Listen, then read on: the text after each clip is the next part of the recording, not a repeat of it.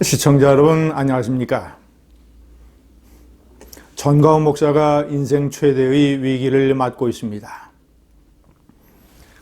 개인적으로는 코로나 확진 판정을 받아서 입원해 있고, 또 사랑제일교회가 코로나 집단 확산의 주범으로 몰려서 거센 공격을 받고 있습니다. 세 번째는 같은 개신교 내에서 전 목사와 생각을 달리하는 교단들이 공개적으로 전 목사를 비난하고 나섰습니다. 저는 우선 몇 가지를 좀 밝혀두고자 합니다. 저는 첫째, 특정 종교를 가지고 있지 않습니다. 저는 기독교 신자가 아닙니다.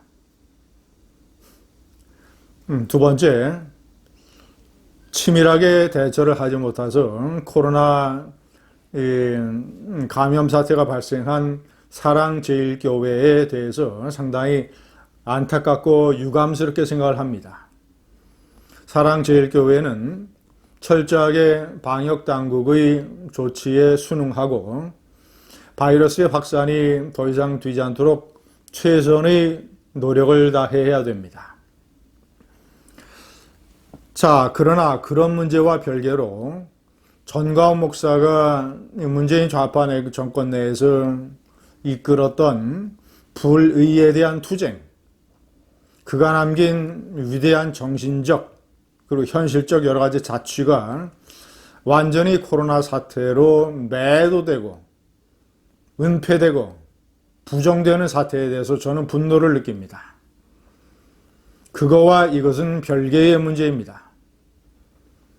제가 오늘은 전가훈의 투쟁을 우리 한국 사회가 기억을 해야 된다는 주제로 몇 가지를 말씀드리겠습니다. 첫 번째, 전가훈의 투쟁이 놀라웠고 의미가 깊은 것은 그가 문재인 좌파 정권 들어서 무슨 이 반문재인 시류에 영합을 해서 어제 오늘 사이에 투쟁에 나선 것이 아닙니다. 그는 자신이 가지고 있는 사회에 대한 교회 참여의 철학, 개혁 종교에 대한 철학, 가장 중요한 불의한 정권에 대한 투쟁, 이런 철학에 따라서 노무현 좌파 정권 때부터 투쟁을 격렬하게 시작했습니다. 노무현 좌파 정권 중반부에 열렸던 광화문 일대를 가득 메웠던 그 엄청난 규모의 인파, 태극기와 성조기의 거대한 물결이 그 인파를 덮었던 그 사진을 전가훈 목사는 갑옷처럼 지니고 있습니다. 이미 벌써 문재인 좌파 정권이 저지르는 나라 망치기와 한미동맹 파괴, 이런 것들이 노무현 정권에서 벌어졌었기 때문에 전광훈의 투쟁은 노무현 정권 때 시작이 된 겁니다. 역사가 있고 뿌리가 있고 끈질김과 인내가 있는 투쟁이라는 점, 이것을 우리는 꼭 기억을 해야 됩니다. 두 번째, 전광훈 목사는 독일의 목사이자 신학자 디트리 본회퍼를 존경하고 그의 사상을 공유하고 그의 행동을 나름대로의 롤 모델로 삼고 있습니다. 전광훈이 문재인 좌파 정권과의 투쟁에서 던진 가장 강력하고 중요한 메시지, 미친 자에게 운전대를 맡길 수 없다. 이것은 본회퍼의 말이기도 합니다. 본회퍼는 대표적인 독일의 이 개혁 종교신학자입니다. 그는 1933년 히틀러가 총리가 되면서 정권을 잡을 때부터 히틀러가 독재로 치우치고 특히 교회에 대한 부당한 간섭, 자, 이런 것들을 눈치를 챘고 저항의 길로 나서기로 결심을 합니다. 전가훈 목사의 교회는 사랑제일교회고 본회퍼 목사의 교회는 고백교회입니다. 두 사람이 아주 유사점이 있습니다. 본회퍼는 히틀러가 정한 어떤 합법의 틀에서 벗어나는 방법을 사용해서라도 히틀러에게 맞설 수 있는 젊은 개혁가 목사들을 양성하는 데에 주력했습니다. 전광훈 목사가 청교도 영성훈련원이라는 걸 만들어서 젊은 목사, 전도사 이런 사람들을 교육시키는 이론의 행동을 해온 것과 유사합니다.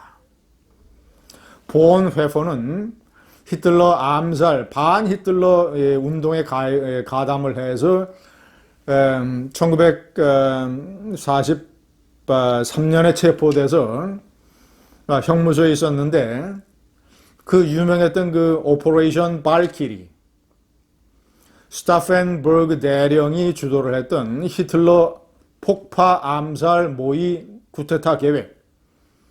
폭탄은 터졌지만 히틀러는 죽지 않았죠.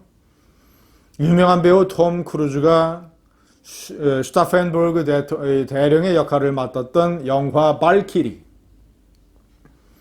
그 발키리 암살 작전에도 연루된 것으로 드러났고 1945년 4월 그러니 미군이 진주에서 독일의 강제 수용소를 해방시키기 직전에 안타깝게도 처형되고 말았습니다. 본 회퍼.